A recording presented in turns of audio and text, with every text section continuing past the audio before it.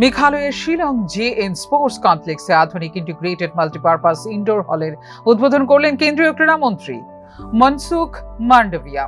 অনুষ্ঠানে ৩৯তম জাতীয় গেমসের আনুষ্ঠানিক চুক্তিপত্র স্বাক্ষরিত হয়। পরে উত্তর পূর্বাঞ্চলের ৮ রাজ্যের ক্রীড়া দপ্তরের আধিকারিক ও অলিম্পিক অ্যাসোসিয়েশনের প্রতিনিধিদের নিয়ে জাতীয় গেমসের প্রস্তুতি পর্যালোচনা বৈঠক অনুষ্ঠিত হয়।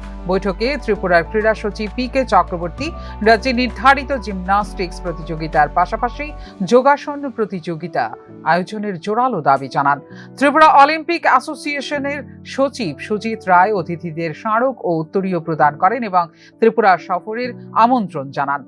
বৈঠকে কেন্দ্রীয় ক্রীড়ামন্ত্রী আগামী ২-৩ মাসের মধ্যে উত্তর পূর্বাঞ্চলের মুখ্যমন্ত্রী ও ক্রীড়ামন্ত্রীদের নিয়ে আরও একটি পর্যালোচনা বৈঠকের আশ্বাস দেন। ত্রিপুরার প্রতিনিধি দলে ছিলেন ক্রীড়া সচিব পি.কে চক্রবর্তী, ক্রীড়া অধিকর্তা এল ডালনং, ত্রিপুরা অলিম্পিক অ্যাসোসিয়েশনের সচিব সুজিত রায় এবং যুগ্ম সম্পাদক Krishnapada Sarkar. Bureau report, news নাও।